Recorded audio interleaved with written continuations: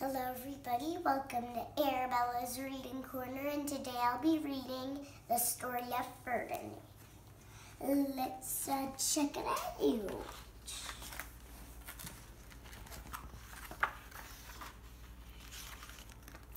Once upon a time in Spain, there was a little bull and his name was Ferdinand.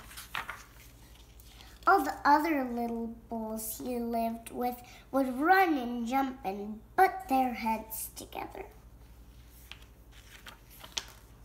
But not Ferdinand. He just liked to sit quietly and smell the flowers. He had a favorite spot out in the pasture under a cork tree. It was his favorite tree, and he would sit in the shade all day and smell the flowers. Sometimes his mother, who was a cow, would worry about him.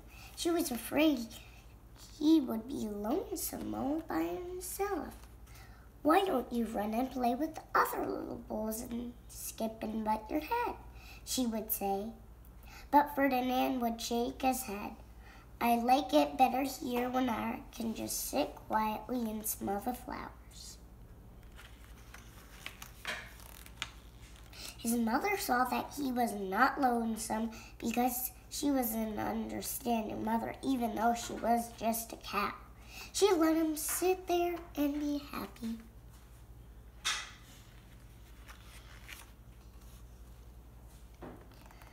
As the years went by, Ferdinand grew and grew until he was very big and strong. Oh, wow.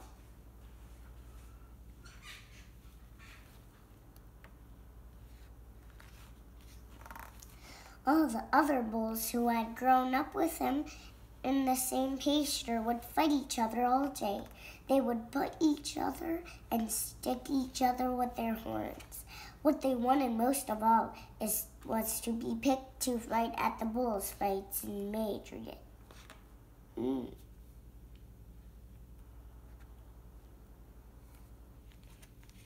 But not Ferdinand. He still liked to sit just quietly under the cork tree and smell the flowers. One day, 5 men came in with very funny hats to pick the biggest, fastest, roughest bull to fight in the bullfights in Madrid. Odd-looking man. All the other bulls ran around, snorting, butting, leaping, and jumping, so the men would think that they were the very, very strong and fierce and pick them. Ferdinand knew they wouldn't pick him, and he didn't care, so he went out to his favorite cork tree to sit down. He didn't look where he was sitting instead of sitting on the nice cool grass in the shade. He sat on a bumblebee. Well, if you were a bumblebee and a bull sat on you, what would you do? You would sting him, and that is just what this bee did to Ferdinand. Wow, did it hurt! Ferdinand jumped up with a snort. He ran around puffing and snorting, butting and pawing the ground if we're crazy. 5 men saw him, and they all shouted with joy. He was the largest, fiercest bull of all, just the one for the bullfights in Madrid. So they took him away for the bullfight that day in a cart.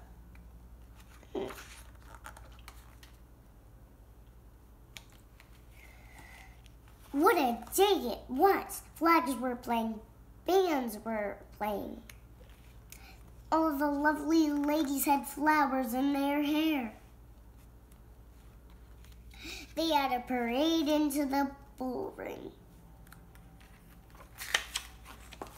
First came the banderollos with the long, sharp pins with ribbons on them to stick in the bull and make him mad.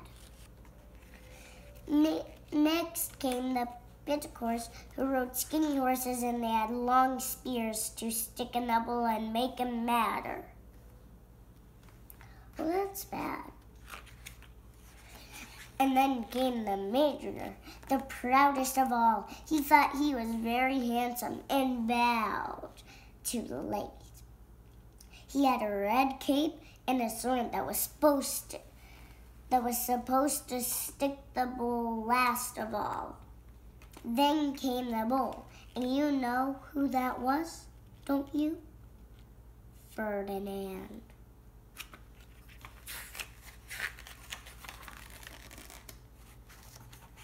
They called him Ferdinand the Fierce, and the Banderillos were afraid of him, and the Pitticors were afraid of him, and the Major was scared stiff.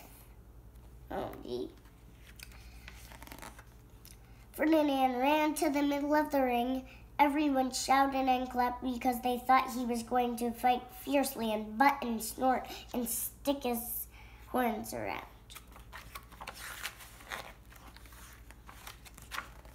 But not Ferdinand. When he got to the middle of the ring, he saw the flowers in all these lovely ladies' hair, and he just sat down quietly and smelled.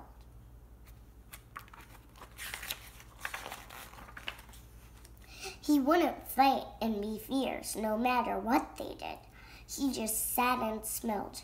And the Banderillos were mad, and the Pitticors were madder, and the Major was so mad he cried because he couldn't show off with his cape and sword.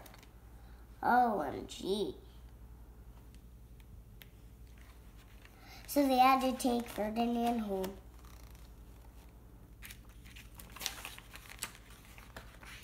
And for all I know, he is sitting there still under his favorite cork tree, smelling the flowers just quietly. He is very happy. I hope you enjoyed the book. Very interesting about the bullfight and everything.